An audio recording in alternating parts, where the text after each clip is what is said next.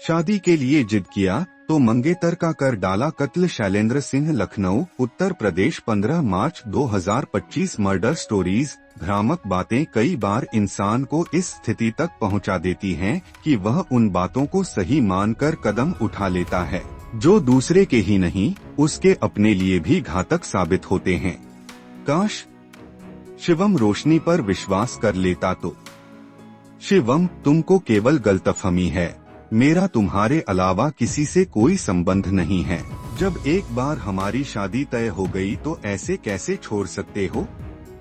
इससे मेरी बदनामी होगी। 19 साल की रोशनी ने अपने मंगेतर शिवम को समझाने की कोशिश करते हुए कहा। रोशनी गांव के परिवेश में पली बढ़ी थी, जहां लड़की का रिश्ता एक बार तय होने के बाद अगर टूट जाए तो सारी जिम्मेदारी लड़की पर डाल दी जाती है।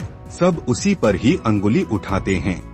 इससे बचने के लिए लड़की हर तरह का समझौता करती है। गांव हो या शहर, अगर दो लोगों में से किसी एक के मन में अविश्वास की रेखा खिंच जाए तो फिर उसका मिटना आसान नहीं होता। शिवम की हालत भी कुछ ऐसी ही थी। वह रोशनी की बात समझ तो रहा था पर उसकी बात पर यकीन नहीं कर पा रहा था। उसने कहा, रोशनी, जो भी हो पर मेरा मन तुम्हारी बातों पर यकीन नहीं कर पा रहा है। ऐसे में हम शादी जैसा बड़ा कदम कैसे उठा सकते हैं?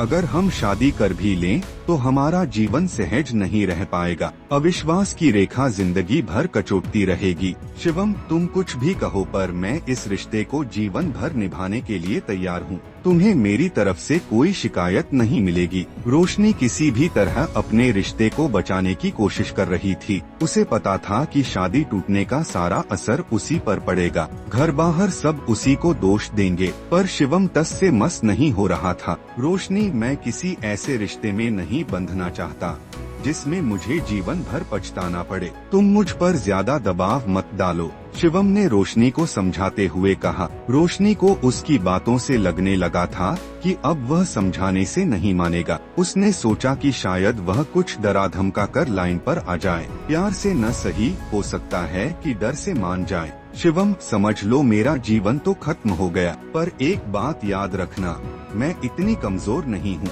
मैं तुम्हें भी चैन से नहीं बैठने दूंगी। मुझे यह बात कतई मंजूर नहीं है कि तुम मुझ पर कलंक लगाकर। शिवम, समझ लो मेरा जीवन तो खत्म हो गया, पर एक बात याद रखना, मैं इतनी कमजोर नहीं हूँ। मैं तुम्हें भी चैन से नहीं बैठने दूंगी। मुझे यह बात कतई मंजूर नहीं है कि तुम मुझ पर कलंक लगाकर छोड़ दो। मैं आसानी से तुम्हारा पीछा नहीं छोड़ने वाली। रोशनी और शिवम की प्यार भरी जिंदगी में शक और अविश्वास की दरार पड़ चुकी थी। हर संभव कोशिश के बाद भी वह दरार चौड़ी होती जा रही थी। रोशनी किसी भी कीमत पर अपने दामन पर कलंक नहीं लगवाना चाहती थी। रोशनी रावत उत्तर प्रदेश की राजधानी लखनऊ से 25 किलोमीटर दूर गोसाईगंज के चांद सराय गाँव में रहने वाली पढ़ी लिखी लड़की थी। गाँवों में अभी भी कम उम्र में ही शादी का चलन है। रोशनी के साथ भी यही हुआ। बालिग होते ही 19 साल की उम्र में उसकी शादी शिवम रावत से तय हो गई। शिवम भी गोसाईगंज इलाके के ही गांव चमरतलिया का रहने वाला था। शादी